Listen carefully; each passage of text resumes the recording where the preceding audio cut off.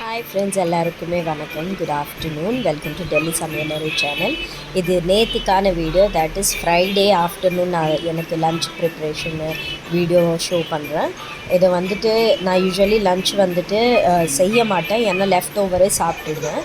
ஆனால் நான் முன்னாநேற்று நைட்டு எதுவும் டின்னர் ப்ரிப்பேர் பண்ணாததுனால வெளியிலேருந்தே வாங்கி சாப்பிட்டுட்டோம். ஸோ எனக்காக லன்ச் ப்ரிப்பேர் பண்ணுறேன். லன்ச் பார்த்திங்கன்னா பிரேக்ஃபாஸ்ட் பண்ணலை, அதனால் லன்ச் அண்ட் பிரேக்ஃபாஸ்ட்டு கலந்து ப்ரன்ச் தான் பண்ணுறேன். மஷ்ரூம் என்ன சொல்கிறது, கார்லிக் மஷ்ரூம் அண்ட் பராட்டா செய்துக்க போகிறேன். ஸோ கார்லிக் மஷ்ரூம்க்கு ஃபர்ஸ்ட்டு நான் எண்ணெய் விட்டுட்டு நல்லா நிறைய கைப்பிடி அளவுக்கு நான் சாப் பண்ணி கார்லிக் எடுத்துக்கிட்டேன், அதாவது வெள்ளை பூண்டு சாப் பண்ணிவிட்டு அதை நல்லா டோஸ்ட் பண்ணதுக்கப்புறம் இது கூடவே பச்சை மிளகாயும் 2 சாப் பண்ணி எடுத்துருக்கு, அதையுமே ஆட் பண்ணிக்க போகிறேன். இது ரொம்ப பெரிய அதாவது கஷ்டமான ஒரு ரெசிபி கிடையாது, ரொம்ப ஈஸியாக குக் ஆகிடும், ப்ளஸ் டேஸ்ட்டாகவும் இருக்கும்.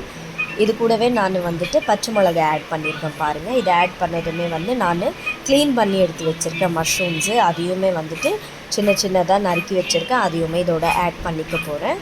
அண்ட் பார்த்திங்கன்னா ஃப்ரெண்ட்ஸ், இப்போ நான் யூஸ்வலி என்ன பண்ணுவேன்னா, எத்தனை பேர் அந்த மாதிரி பண்ணுவீங்கன்னு தெரியாது, பட் நான் நைட்டுக்கு வச்ச சாப்பாடு மிச்சம் ஆயிடுச்சுன்னா நான் ஆஃப்டர்நூனில் அதே சாப்பாடு நான் சாப்பிட்ருவேன்.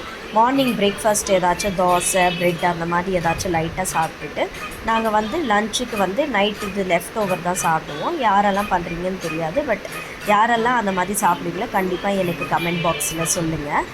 அண்ட் இங்கே பார்த்திங்கன்னா இன்றைக்கி நான் ரொம்பவே காலையில் பையனுக்கு ஸ்கூல் டைம் எனக்கு ரொம்ப அதாவது டைம் கிடைக்காததுனால நான் எனக்காக பிரேக்ஃபாஸ்ட் ப்ரிப்பேர் பண்ணிக்க முடியல, ஏன்னா காலையிலே சின்ன தம்பியும் கூடவே எழுந்துட்டான். ஸோ அவனையும் ஹேண்டில் பண்ணிவிட்டு பெரிய பையனையும் ஸ்கூலுக்கு அனுப்புறது கஷ்டமானதுக்கு நான் வெறும் காஃபி குடிச்சிட்டு சும்மா இருந்துட்டேன். இங்கே பார்த்தீங்கன்னா மஷ்ரூம் நல்லா வதங்கி வந்துருச்சு. இதில் நான் வெறும் ஸ்பைசஸ் ஆட் பண்ணது சால்ட் அண்ட் பெப்பர் மட்டும்தான், சரிங்களா? அது ஆட் பண்ணிட்டாலே போதும். கொத்தமல்லியை தூவி இறக்கிட்டவன் நீங்கள் நின்று பார்ப்பீங்க.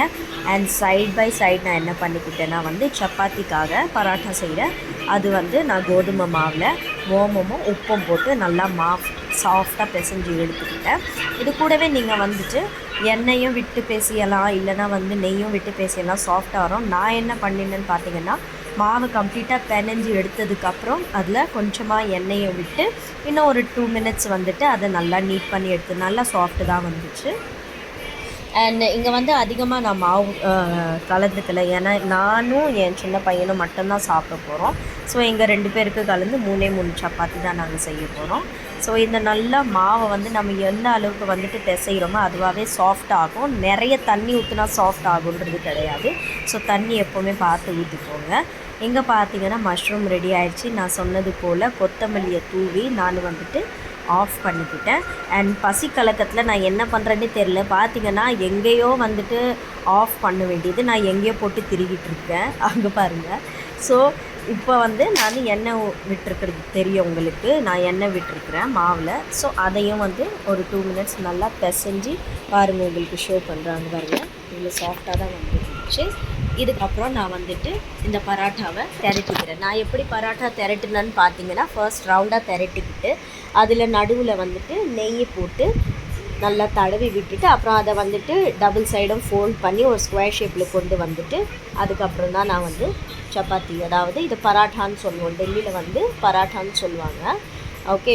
அண்ட் இப்போ பார்த்தீங்கன்னா இதில் உங்களுக்கு தெரியும் நான் எந்த மாதிரி பராட்டா சொல்கிறேன்னு சொல்லிவிட்டு, கண்டிப்பாக இது மாதிரி ட்ரை பண்ணி பாருங்கள், ரொம்பவே சாஃப்டாக வரும். அண்ட் அதாவது என்றைக்குன்னா நான் உங்களுக்கு ஹோம்மேட் நான் பட்டர் நான் எப்படி செய்கிறதுன்னு ஒரு வீடியோ போடுறேன். ஏன்னா நான் ஷார்ட் வீடியோவில் போட்டிருந்தேன், அது வேறும் நான் பட்டர் நான்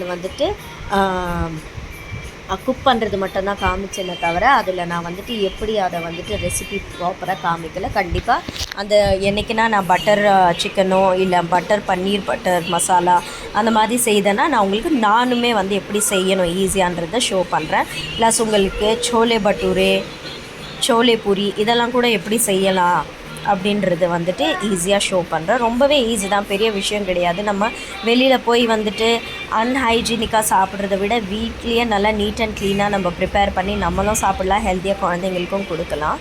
சரிங்களா? இங்கே 2 பரோட்டா ரெடி ஆயிடுச்சு. இது எனக்கான பிளேட்டு, இன்னொன்று என் பையனுக்கானது. ஆனால் அவன் அதை சாப்பிடல, என் கூடவே சேர்ந்து சாப்பிட்டுட்டா. நீங்களும் கண்டிப்பாக ட்ரை பண்ணி பாருங்கள். பாய்.